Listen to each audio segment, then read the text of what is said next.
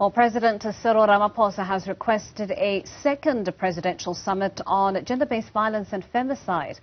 Previous presidential summits on GBV took place back in November 2018.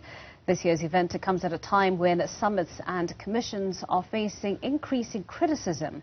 Let's unpack what has changed since the first gathering and whether the second one will be of any value in the fight against what's been termed as the second pandemic. Joining me now is Sibongile Ndashe, who is the co-chair of the Presidential Gender-Based Violence Summit Planning Committee. Sibongile, thank you so much for your time and thank you for joining us this morning. It's been 4 years since the last presidential summit. We've had to endure a global health pandemic in the middle of all of that.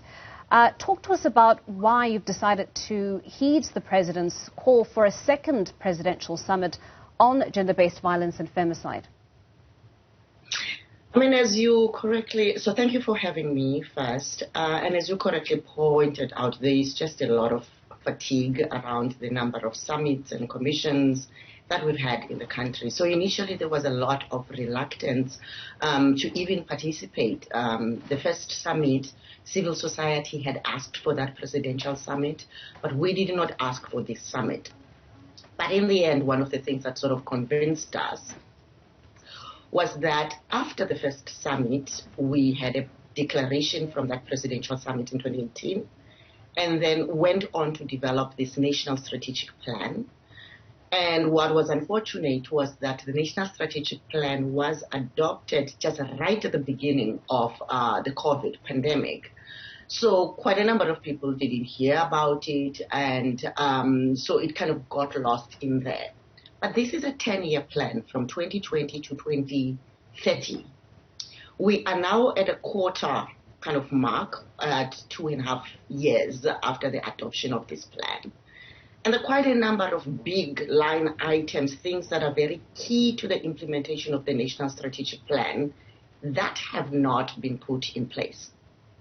So this summit is a summit that focuses on accountability, among other things. And we thought that it was important to use this summit to really ask for accountability, because these are things like the establishment of the council, which should have been set up by way of legislation. We have talked about resourcing of the work of the National Strategic Plan, and institutionalizing these National Strategic Plan at a provincial level, municipal level. And these are things that have not happened still. So if we are to achieve the objectives of the National Strategic Plan by 2030, this is now an important opportunity for us to really not ask what has happened or why has it not happened, but to begin to imagine what consequence management looks like. And this is also an important opportunity for us. Quite a number of things have gone wrong in this country, as we saw during the Zondo Commission. Right.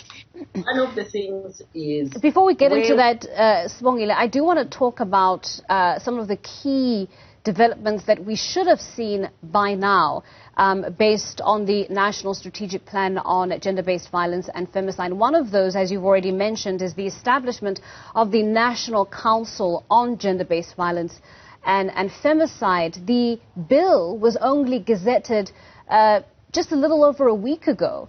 And we know that it still needs to go through the appropriate parliamentary processes. So this, in a way, serves as an indictment on government, on the slow pace within which they've been able to implement some of the basic requirements of the National Strategic Plan. Your aim is to go into the presidential summit to hold government accountable. How do you plan to do just that? When a lot of the mechanisms rely on government having its own coordination and having the required political will to do what is required? So one of the things about, having said that this was a summit which was exactly about accountability, we are co-creating, obviously, the summit agenda with government. So we've got civil society, people who are participating in the program design working group, the logistics and fundraising working group. and as well as the media and communications working group. So one of the things that we want to just take away is to eliminate the element of surprise, so that we're talking about this and government knows what are the things that we want to know. The three things, obviously, under this pillar, which I think it's one of the most important ones. Of course, all of them are important because the National Strategic Plan established 6 pillars, and it's saying this is what we need to focus on in order to adequately respond to gender-based violence and femicide. So the first pillar that we are talking about, the leadership, accountability, and coordination. If you remember, just from 2018 in the 24 demands, we were very clear about the institutions that we wanted to do this work. We said that we've always had national strategic plans, which were called national action plans at some point.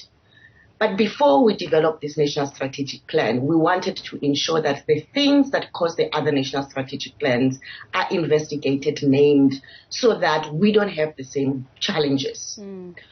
What has happened is that the coordination, which we insisted on in the 24 demands, is one of the things that's actually failing us. So, for example, one of the things that was supposed to be there is the interministerial committee. And we do have a number of interministerial committees, but these were the lead departments that were supposed to coordinate these things. Whether this committee sits or not, it's something that we hear when the government department reports to Parliament. But it's not something that we are aware of.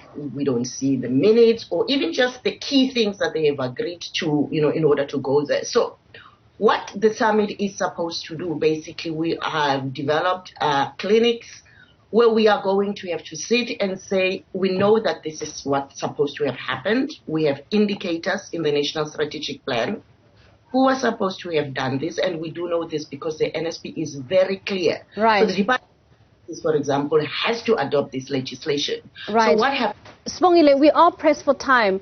I do want to know from you, what do you need to hear from the president at the summit? What do you need to see being done by government to walk away from this summit 4 years later, 4 years after the inaugural summit, to feel as though you are being heard and, there is some form of implementation that is happening as we work through this 10-year national strategic plan that we have on gender-based violence and femicide?